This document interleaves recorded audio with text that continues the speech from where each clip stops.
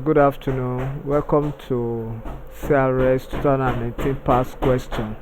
Question number 21 says, as a result of King Ahab's sin, the people of Israel suffered dash A.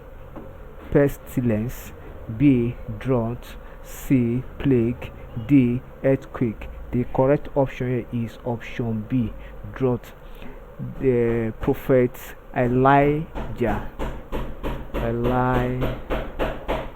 declared drought during this period when King Ahab misled the people of Israel in order to worship Baal. So we find this in King chapter 17 verse 1. First Kings chapter 17 verse 1. Ensure you subscribe for more of our videos. Thank you and God